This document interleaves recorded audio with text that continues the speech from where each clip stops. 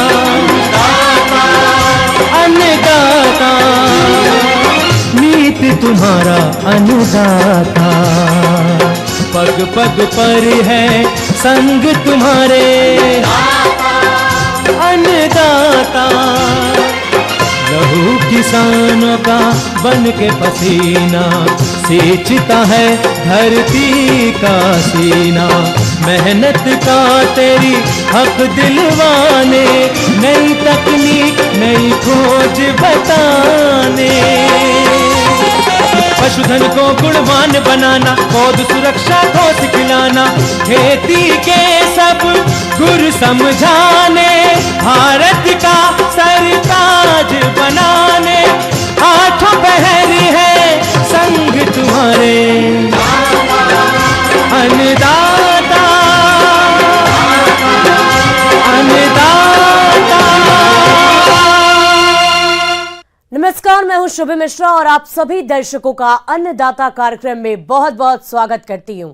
देश के हर व्यक्ति के जीवन में किसानों का अहम योगदान है, क्योंकि किसान ही हमारे लिए अन्न को उपजाते हैं और देश के हर व्यक्ति को खाना प्रदान करते हैं, और इसीलिए उन्हें अन्नदाता भी कहा जाता है। और ऐसे ही किसानों को खेती बाड़ी की नई तकनीकी जानकारी देने की कोशिश हम करते हैं। तो चलिए कार्यक्रम की शुरुआत करने से पहले देखते हैं क्या है आज के अन्नदाता में खास। सिंचित कपास की करे वैज्ञानिक तकनीक से बुआई।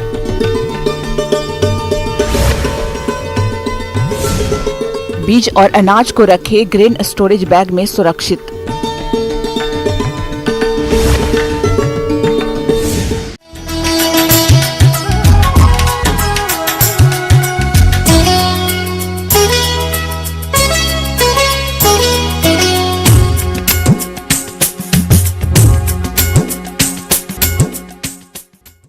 हमारे प्रदेश में कपास की खेती निमाड़ क्षेत्र में बड़े पैमाने पर की जाती है और हमारे जिन किसान भाइयों के पास सिंचाई जल की भरपूर व्यवस्था है, उनके लिए वर्तमान समय इसकी बुआई के लिए उपयुक्त चल रहा है। तो सिंचित कपास की फसल से अधिक उपज लेने के लिए कौन सी किस्मों का चुनाव करें और वैज्ञानिक तरीकों से बुआई कैसे करें, इस बारे में जानकारी के लिए मिलते हैं विषय विशेषज्ञ राजेंद्र प्रसाद साहू से।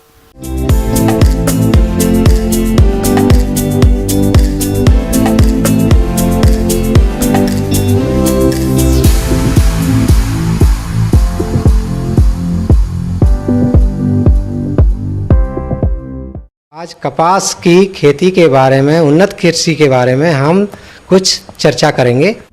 सफेद सोने के नाम से प्रसिद्ध कपास एक प्रमुख रेशे वाली फसल है।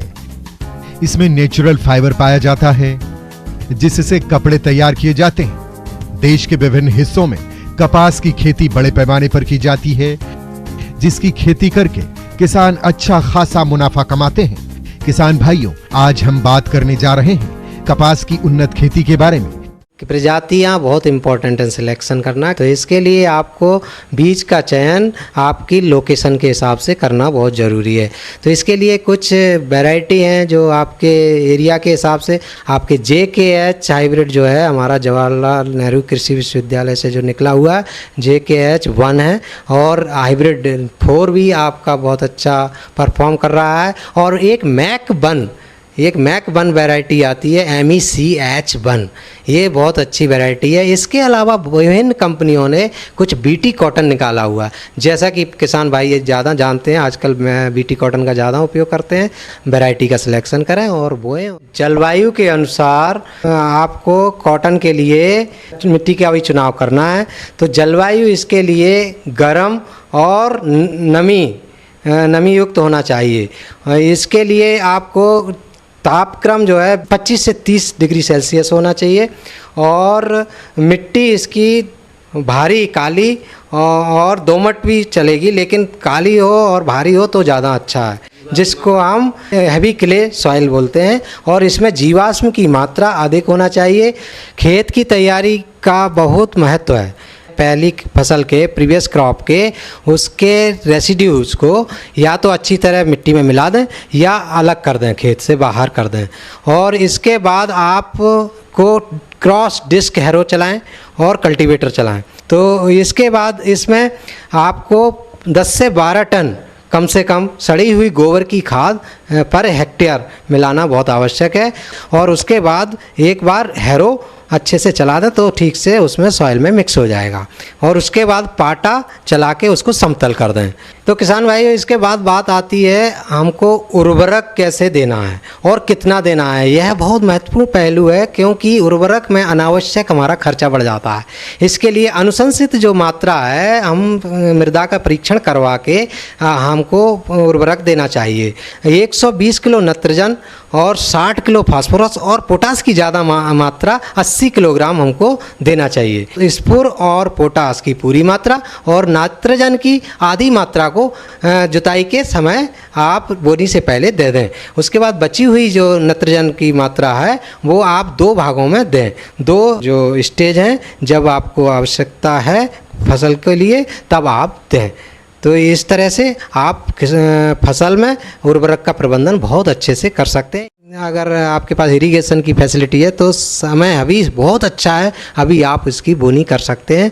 और सिंचाई की उचित मात्रा आपको 1 से 2 सिंचाई मानसून आने से पहले आपको देना होगी। अगर आपके पास सिंचाई की व्यवस्था नहीं है तो आपको मानसून जैसे ही आता है, मानसून फर्स्ट शावर आने के बाद तुरंत दूसरे शावर आने से पहले आप इसकी बोनी या डिबलिंग कर दें।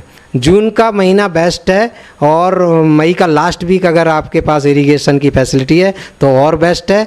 और जून का पूरा महीना आपके लिए अगर बारिश का फ़ायदा लेना है, जून के लास्ट वीक तक आप फर्स्ट वीक जुलाई तक आप बोनी कर दीजिए। इसके बाद किसान भाइयों बात आती है बीज एवं बोनी प्रबंधन की। तो किसान भाइयों, बीज बहुत अच्छा आप लोग लें, अच्छी सर्टिफाइड बीज होना चाहिए। वो बीज को उपचारित भी करें। उपचारित करने के लिए आप 2 ग्राम बाविस्टिन ले लें और 2 ग्राम थायरम ले लें। इस और दोनों के मिक्सचर से आप बीज को ट्रीट कर लें। 1 किलोग्राम बीज के लिए 2 ग्राम बाविस्टिन और 2 ग्राम थायरम सफिशिएंट होती है। इससे क्या है, फंगल डिजीज़ कुछ होते हैं वो आपके नियंत्रित हो जाते हैं। तो इसकी बीज की मात्रा बड़े हिसाब से उन्नत प्रजातियों का बीज 2 से 3 किलोग्राम और संकर या बीटी कपास की किस्मों के लिए 1 किलोग्राम प्रति हेक्टेयर बीज की आवश्यकता होती है। और इसके बीज के उपचार के बाद जो बुआई की दूरी है तो उसको ध्यान रखना चाहिए। 3 फीट की कम से कम कतार से कतार दूरी होना चाहिए। पौधे की दूरी 2 से 3 फीट हो सकती है। इसके बाद अगर रिज एंड फरो से बोनी करनी है, जैसे जहाँ पानी का भराव ज़्यादा होता है वहाँ रिज एंड फरो बना लें। रिज एंड फरो सिस्टम एक वेल ड्रेनेज के लिए बहुत आवश्यक है, क्योंकि पानी का जहाँ ज़्यादा भराव होता है वहाँ फसल के नुकसान की होने की संभावना रहती है। आजकल ड्रिप इरिगेशन बहुत इम्पॉर्टेंट है, क्योंकि जो कॉटन है हमारी जो वाइड स्पेस्ड है तो इसमें ड्रिप इरिगेशन का बहुत महत्व है, क्योंकि एक एक पौधा दूर दूर है, एक एक ड्रिपर आप लगा दीजिए और इससे पानी की कम से कम नहीं तो 70% बचत हो जाएगी आपकी। तो क्योंकि इसमें 3-3 घंटे का आप शिफ्ट लगा दीजिए तो पानी की बहुत महत्वता है, इसलिए ड्रिप इरिगेशन का उपयोग करें। इसकी खेती में कम पानी की आवश्यकता होती है। वैसे ड्रिप के माध्यम से समय समय पर नमी की कमी दिखने पर सिंचाई करते रहने से फसल की बढ़वार अच्छी होती है, साथ ही उपज भी अधिक मिलती है। और हमारे कुछ इंटर कल्टीवेशन ऑपरेशंस हैं, चाहे बीडिंग हो या आप मल्चिंग करेंगे तो बहुत आसानी से आपकी कर्षण क्रियाएं हो जाएंगी। तो किसान भाइयों, अगर अच्छी तकनीकी से जो बताई गई है उसके अनुसार अगर हम बोनी प्रबंधन करते हैं तो हमारे खेत में पर्याप्त पौध संख्या प्राप्त होगी, जिससे कि हम अच्छा उत्पादन प्राप्त कर सकते हैं। किसान भाइयों, अब लेते हैं एक छोटा सा ब्रेक।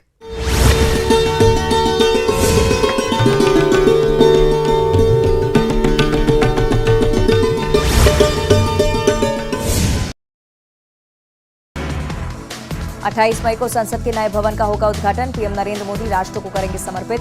लोकसभा स्पीकर ने पीएम को दिया निमंत्रण। प्रियंका गांधी को मिल सकती है छत्तीसगढ़ की चुनावी कमान। एमपी राजस्थान की जिम्मेदारी भी सौंपने की तैयारी। बीजेपी ने कहा यूपी में कांग्रेस का हाल सभी को मालूम। देश को मिली एक और वंदे भारत ट्रेन की सौगात। हावड़ा से पुरी के बीच चलने वाली 17वीं वंदे भारत एक्सप्रेस को पीएम मोदी ने दिखाई हरी झंडी।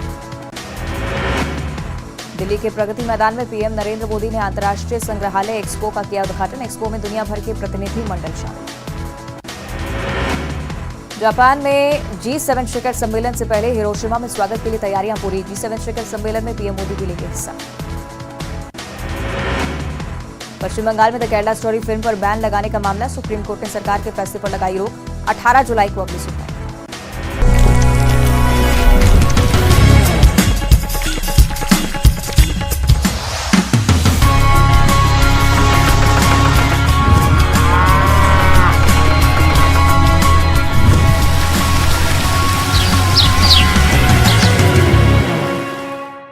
ब्रेक के बाद आप सभी दर्शकों का अन्नदाता में बहुत बहुत स्वागत है।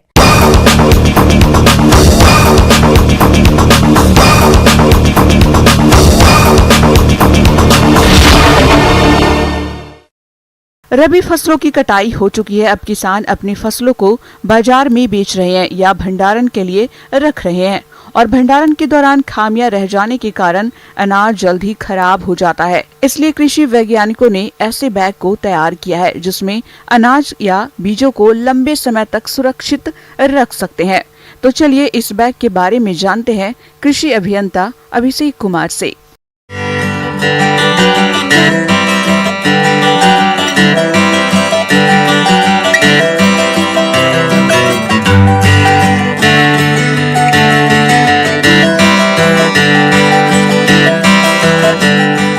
हेर्मेटिक बैग पहले तो हम जान लेते हैं 5 लेयर टेक्निक है और दिखने में प्लास्टिक की तरह होती है, लेकिन उसमें एक लेयर नहीं होता है, वो 5 लेयर होता है। और इसमें आप एनारोबिक कंडीशन होता है जिसमें कि ना गैस अंदर जाती है, ना नमी अंदर जाती है, ना पानी अंदर जाता है। और ये मेन जो आजकल मैन्युफैक्चर हो रहा है ये 3 कैटेगरी में आ रहा है, 3 क्वांटिटी के कैटेगरी में आ रहा है, 25 किलो, 50 किलो, 75 किलो। तो लगभग ये 50 किलो के बैग का लगभग एक अप्रॉक्स जो है 75 रुपीज़ का एक बैग आता है। और इसमें हम हर तरह के फसल, बीज को स्टोर कर सकते हैं। किसान अनाज या बीज को सुरक्षित रखने के लिए कई उपायों को अपनाते हैं, फिर भी हानिकारक कीट उनकी उपज को खराब कर देते हैं। ऐसे में किसानों को काफी हानि उठानी पड़ती है। लेकिन अगर किसान एयरबैग में अनाज का भंडारण करें तो इस प्रकार की हानि से बच सकते हैं। आइए एक नजर डालते हैं एयरबैग में अनाज को भंडारित करने के लाभों पर। अनाज में कीट नहीं पनपते हैं। अनाज में पहले से मौजूद कीट स्वतः ही मर जाते हैं। अनाजों में किसी भी प्रकार की फफूंद नहीं लगती है। एयरबैग में अनाज का भंडारण करना बहुत सस्ता और सरल है। साथ ही इस बैग को किसान कई सालों तक उपयोग में ला सकते हैं। इस बैग में अनाज को भंडारित करते वक्त किसी प्रकार की रासायनिक दवाओं का प्रयोग नहीं करना पड़ता। किसान अगर चाहें तो सुरक्षा के तौर पर नीम आदि पत्तियां बैग में रख सकते हैं। फसल है, सीरियल ग्रेन्स हैं, या फिर आपका मूंगफली है, या फिर स्पाइसेस है, मसाला है, और आयुर्वेदिक मसाले हैं, उनको स्टोर कर सकते हैं, एक्सेट्रा हर तरह की चीज़ों को स्टोर कर सकते हैं। और किसी भी केमिकल का प्रयोग नहीं करना पड़ता है उसकी क्वालिटी को बचा के रखने के लिए। और अगर हम बीज स्टोर करते हैं तो इसमें जो जर्मिनेशन है वो 95% से भी ज़्यादा देखा गया है। तो हम जब दोबारा बीज को स्टोर करके और अगले सीज़न में जब हम लगाएंगे तो वो जो है हमारा उसकी जो जर्मिनेशन है वो बहुत अच्छी होगी इस बैग में रखने के कारण। और इसमें ये काम कैसे करता है, तो CO2 इसके अंदर जो है वो बढ़ जाता है। ये बैग की एक खासियत है। तो CO2 ऑटोमेटिकली बैग के अंदर बढ़ जाता है, जिससे जो छोटे छोटे कीटाणु हैं, कीट हैं, वो अपने आप ही वो मर जाते हैं। और इसके जो सबसे बेस्ट प्रभाव के लिए, जो अगर सबसे बढ़िया अगर इसका हम फ़ायदा लेना चाहते हैं तो इसे प्रॉपरली जिस तरीके से बताया गया है उस तरीके से इसे हमें ग्रेन्स को पैक करके रखना होगा। किसान भाइयों, इस बैग में अनाज भंडारण करने में भी कुछ सावधानियों को अपनाना पड़ता है। तो आइए जानते हैं इनके बारे में। बैग हमेशा अच्छी तरह से साफ की गई गोदाम में रखें। साथ ही गोदाम या भंडार गृह में बने छिद्र को सीमेंट से अच्छी तरह से बंद कर दें। अनाज के सही रखरखाव के लिए किसान चूहे के बिल को सीमेंट में कांच मिलाकर बंद कर दें तथा अच्छी तरह सफाई करें ताकि चूहे, नमी और कीड़ों से बचाव हो सके। बैग को लकड़ी या लोहे के गत्तों पर रखें। और इसमें प्रोसीजर कैसे है, मतलब कैसे इसको क्या करना है, क्या है ये आपको देखने में प्लास्टिक की बैग की तरह लगेगा। और मान लीजिए हम 50 किलो बैग का उदाहरण लेते हैं, आपने इसमें जो है अनाज 50 किलो भर दिया, हाँ, या बीज 50 किलो भर दिया। उसके बाद फिर हम ग्रेन्स को उस हर्मेटिक बैग में भरने के बाद उसमें से सारी हवा को बाहर निकाल लेंगे। इस तरह से जो है सारी हवा को बाहर निकाल लेंगे। उसके बाद फिर एक राउंड स्ट्रैपिंग करेंगे। स्ट्रैप्स 2 आते हैं उस बैग के साथ।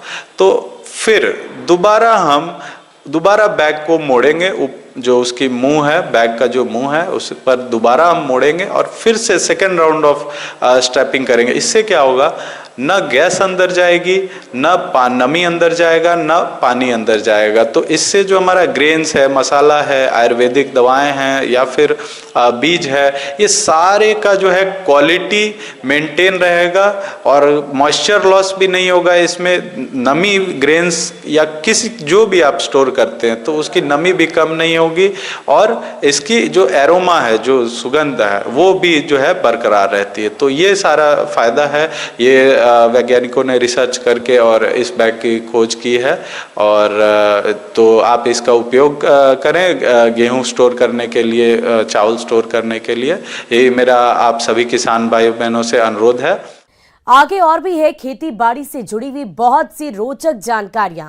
यहां रुकेंगे एक और छोटे से ब्रेक के लिए।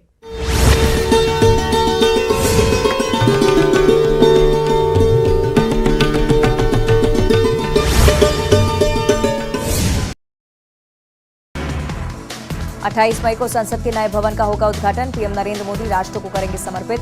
लोकसभा स्पीकर ने पीएम को दिया निमंत्रण। प्रियंका गांधी को मिल सकती है छत्तीसगढ़ की चुनावी कमान। एमपी राजस्थान की जिम्मेदारी भी सौंपने की तैयारी। बीजेपी ने कहा यूपी में कांग्रेस का हाल सभी को मालूम। देश को मिली एक और वंदे भारत ट्रेन की सौगात। हावड़ा से पुरी के बीच चलने वाली 17वीं वंदे भारत एक्सप्रेस को पीएम मोदी ने दिखाई हरी झंडी। दिल्ली के प्रगति मैदान में पीएम नरेंद्र मोदी ने अंतर्राष्ट्रीय संग्रहालय एक्सपो का किया उद्घाटन। एक्सपो में दुनिया भर के प्रतिनिधि मंडल शामिल। जापान में G7 शिखर सम्मेलन से पहले हिरोशिमा में स्वागत के लिए तैयारियां पूरी। G7 शिखर सम्मेलन में पीएम मोदी भी लेंगे हिस्सा।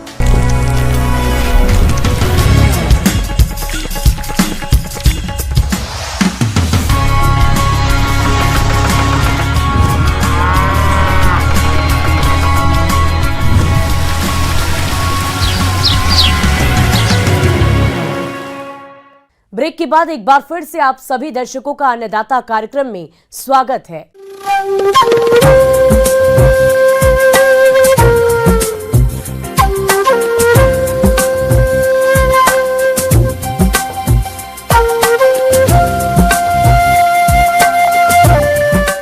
किसान भाइयों, मौसम निश्चित रूप से फसलों की सफलता या विफलता का निर्धारण करने वाला सबसे महत्वपूर्ण कारक है और इसीलिए मौसम विभाग के रिपोर्ट पर साप्ताहिक कृषि सलाह कुछ इस प्रकार है।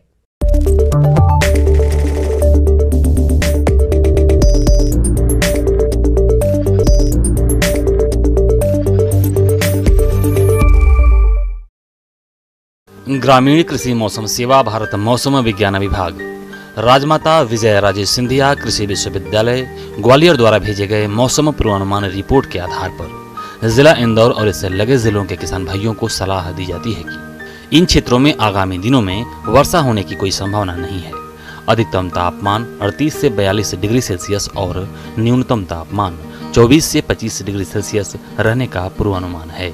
हवा पूर्वी दक्षिण दिशा से 18 से 23 किलोमीटर प्रति घंटे की रफ्तार से रहेगी। ऐसे में इन क्षेत्रों के किसान भाइयों को सलाह दी जाती है कि अनाज को भंडारण में रखने से पहले भंडार घर की अच्छी तरह से सफाई करें और अनाज को अच्छी तरह से सुखा लें एवं कूड़े कचरे को जला या दबाकर नष्ट कर दें। भंडार घर की छत, दीवारों और फर्श पर 1 भाग मेलाथियान 50 ईसी को 100 भाग पानी में मिलाकर छिड़काव करें। यदि पुरानी बोरियां प्रयोग करनी पड़े तो उन्हें 1 भाग मेलाथियान व 100 भाग पानी के घोल में 10 मिनट तक भिगोकर छाया में सुखा लें। रबी फसल की कटाई के बाद खाली खेतों की गहरी जुताई कर जमीन को खुला छोड़ दें ताकि सूर्य की तेज रोशनी से गर्म होने के कारण इसमें छिपे कीटों के अंडे और घास के बीज नष्ट हो जाएं। किसान भाई कपास की बुआई के लिए खेत को तैयार करें और बीज किसी प्रमाणित स्रोत से ही खरीदें। किसान भाई अरहर की बुआई के लिए खेतों को तैयार करें और बीज किसी प्रमाणित स्रोत से ही खरीदें। इस मौसम में भिंडी की फसल में माइट कीट की निरंतर निगरानी करते रहें। अधिक कीट पाए जाने पर इथियॉन 1.5 से 2 मिलीलीटर प्रति लीटर पानी की दर से घोल बनाकर छिड़काव मौसम साफ होने पर करें। मौसम को ध्यान में रखते हुए टमाटर के फलों को फली छेदक कीट से बचाव के लिए किसान खेत में पक्षी बसेरा लगाएं।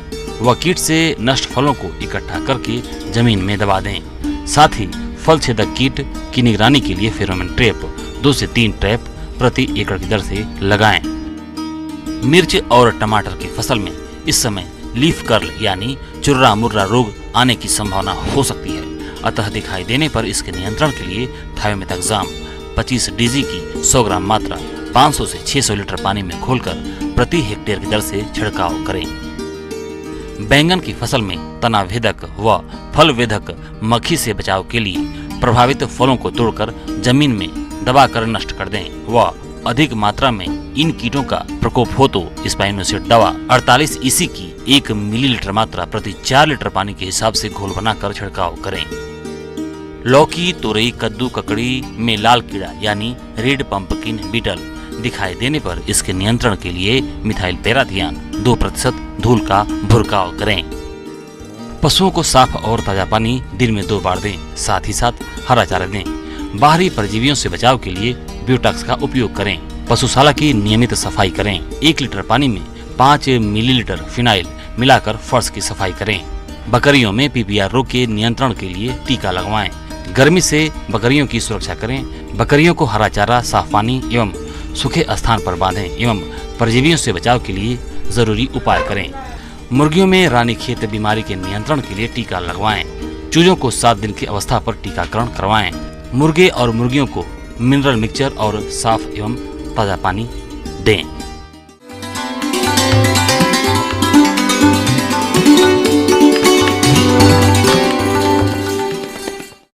अब समय हो गया है प्रदेश के किसानों द्वारा अन्नदाता निःशुल्क फोन के माध्यम से पूछे गए समस्याओं के समाधान का।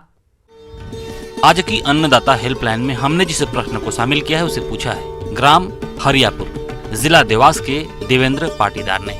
आपने प्याज की फसल में किए जाने वाले जरूरी कार्यों पर जानकारी चाहिए है, तो इसके लिए देखिए कार्यक्रम का यह अंश।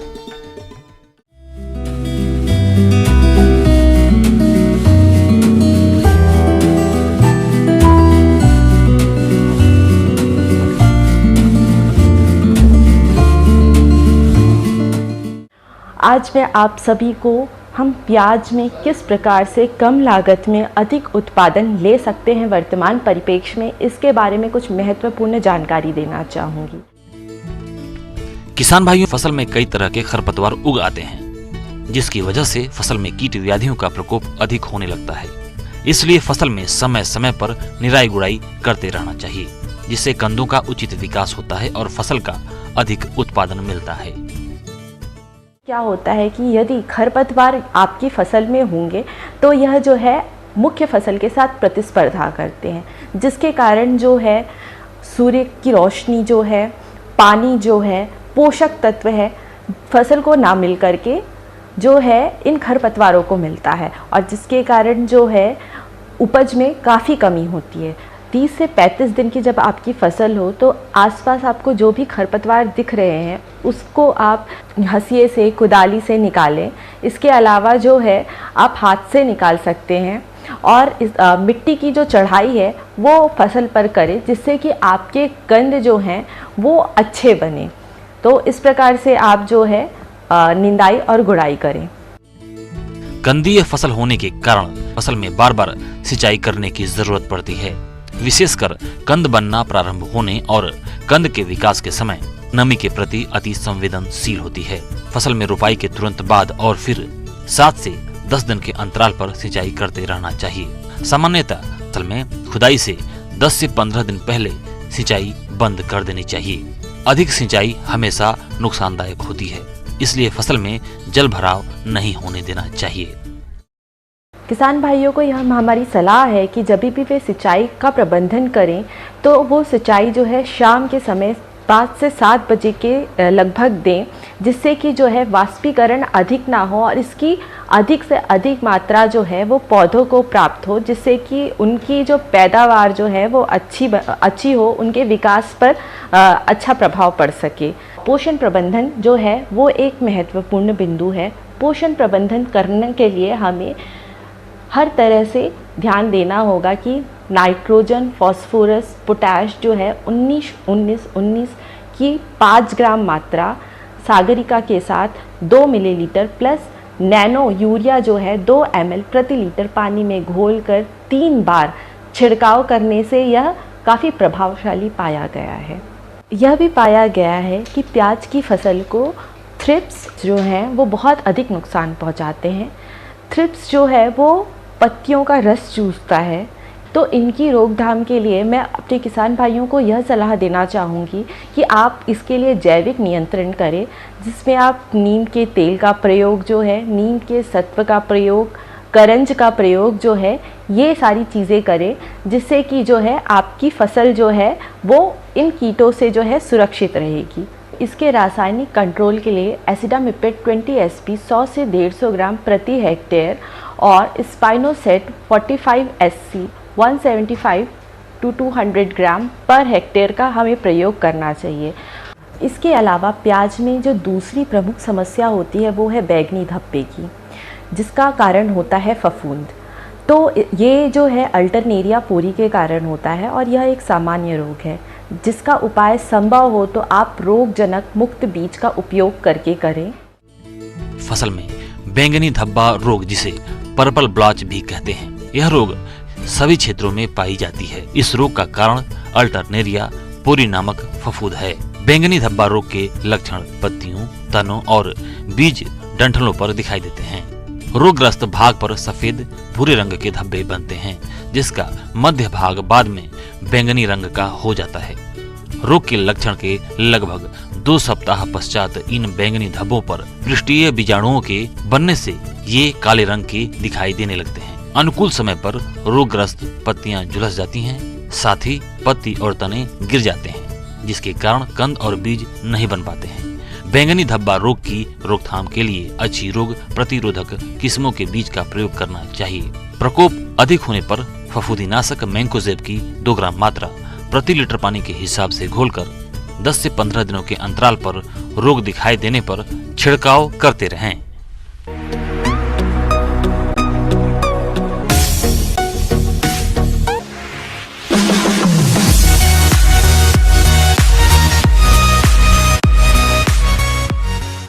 और अब देखते हैं राज्य की कुछ चुनी हुई मंडियों में क्या रहा है प्रमुख फसलों का दाम।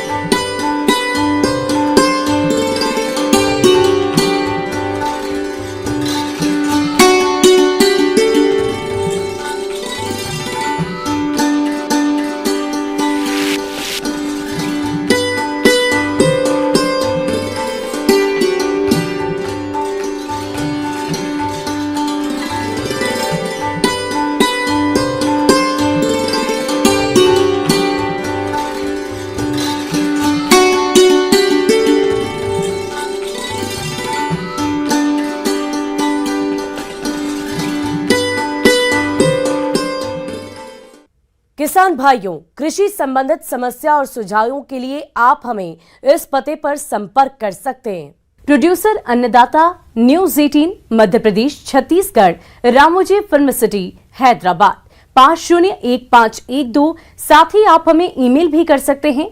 हमारा ईमेल है p18annadatamp@nw18.com।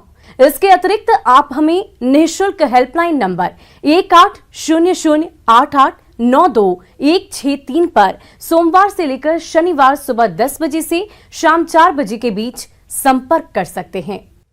अब समय हो रहा है आपसे विदा लेने का। कल फिर मुलाकात होगी। फिलहाल इस कार्यक्रम में अभी के लिए बस इतना ही। नमस्कार।